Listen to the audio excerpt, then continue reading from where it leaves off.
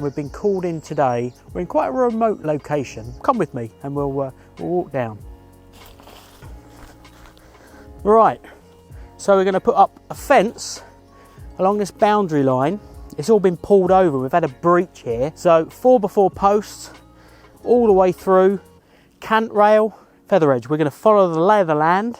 It's 107 metres long, so it's quite a big job. But for now, the owner just wants us to stop here. We've already cleared the site, just got a few loose bits to pick up, and then we're ready to go. Every fencing job starts with the setting out. Once we've established the fence line with a string line, we can position the posts and start digging the holes. One of the advantages of building a feather edge fence on site, rather than using pre-made panels, is that you can work with the lay of the land. Very few sites are perfectly level, and trying to force everything into straight panel dimensions can sometimes leave you with awkward gaps or steps. By building the fence from individual components, we can adjust each bay as we go, keeping the fence looking right while still following the natural contours of the ground. You'll also notice the posts are left over length at this stage. That's deliberate. It gives us a bit of flexibility while we're setting everything out, and once we're happy with the line and levels, we can trim everything back for a consistent finished height. It takes a little longer than simply dropping in fence panels, but it gives a much neater result and allows the fence to sit naturally within the landscape. It's time for a cup of tea now though, Sam, isn't it? Definitely tea time, or coffee in my case. We're out here today putting in some fencing, and as you can see, there's no power on site at all. Now, on a job like this, that's not unusual. Most of the work is fairly straightforward. Posts, rails, feather edge boards, and you're not constantly running power tools. But there are a few things you miss when there's no power. So we've brought along the Barrettine Elite 300, a portable power station with about 3 kilowatt hours of stored energy. And for the amount of power it's holding, it's actually quite a compact unit, so you can move it around the site without too much trouble. Now, most of what I'm doing here is either manual or cordless, so power isn't needed all the time. But when you do need it, it's useful to have somewhere to plug in. That might be charging batteries or running the odd bit of kit directly, things like a saw or a drill when needed. And it's not just for this kind of job. Next week, you might be on something completely different, running a breaker for a bit, or even a small cement mixer. So having something like this gives you a bit more flexibility across different sites. I've even got my mini fridge running off it as well, keeping my Pepsi Max cold.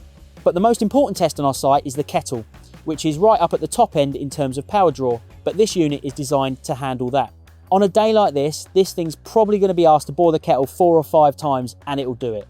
And there's another one to think about as well. In the winter, when it starts getting dark mid-afternoon, you might want to plug your site lights into something like this. Now, lighting is a much smaller load, so you can run that for hours without really worrying about it, and that's really where something like this fits. It's not about replacing mains power, but for jobs like this, it gives you a flexible power source that avoids the noise and hassle of a generator, and in some cases, even the cost. Follow the link to find out more about the Barrettine Elite 300 portable power station.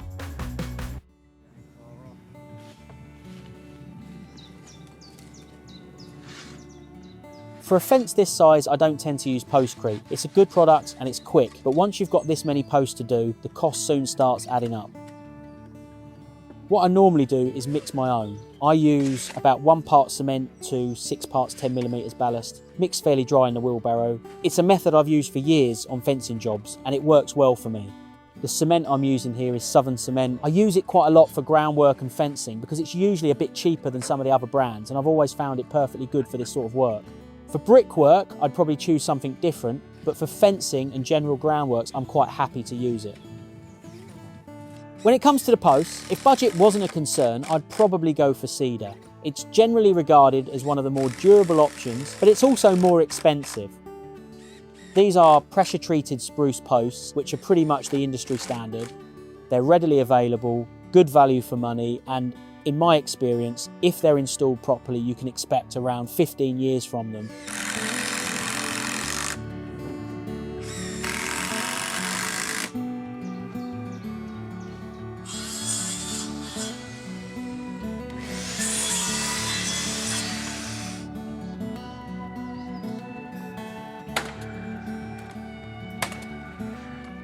This is traditional feather edge fencing, and there's a reason it's still one of the most popular systems. It's strong, it's cost effective, and it's very adaptable to different sites.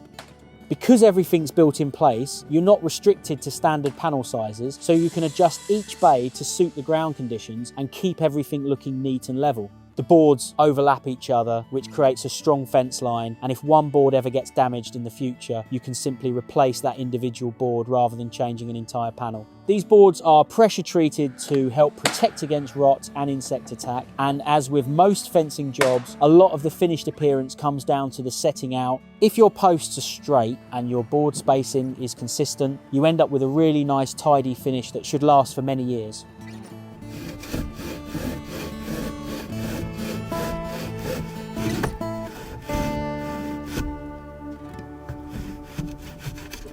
Yeah, well, the landowners just asked us to replace the fencing over here because it's open and this is a neighbouring garden, but we've just had them come out and say we want a gateway. So we're going to put a little gate in for them so they've got some access. The land has become unsecure. There's a lot of fly tipping that's, we've found bits of painted architrave, cans of drink, all sorts of stuff that's just been tipped over on someone's land and it shouldn't be there. You need to clear the site, get rid of all the brambles and undergrowth so you can get a clear string line in without it being deviated. Then you're going to need to set a post in either end, so you're going to need to dig a decent sized hole 2 foot into the ground, set a post in, concrete it in, tamp it all down, plumb it up, make sure it's where you need it, and then you can mark out your next post hole, set a string line in, put the posts in all in a nice row. Then it's a case of setting the gravel boards in, then you set the cant rails in where you need them. Then it's a case of going along with your nailer,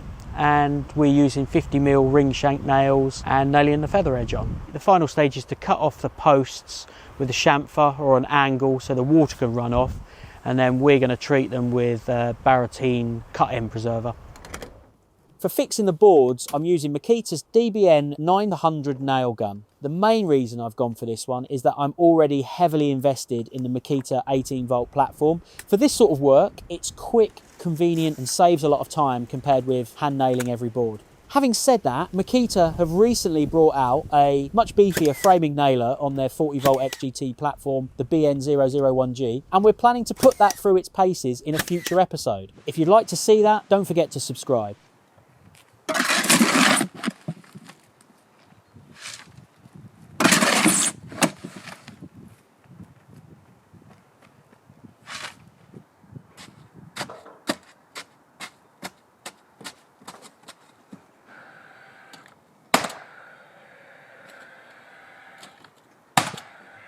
And do you know what one of there's a stud wall that needs building in my house, and my daughter, timing is the key to success. Yeah, I don't know. 11, it's off for an English bit.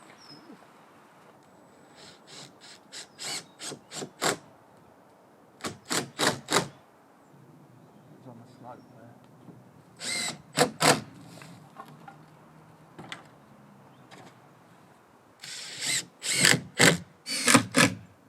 Try and push it.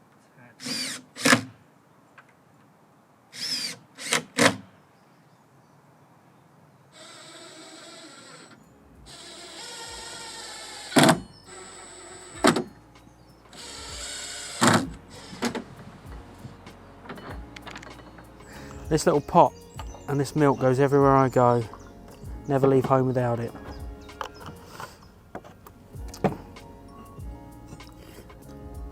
Ah, it's hot.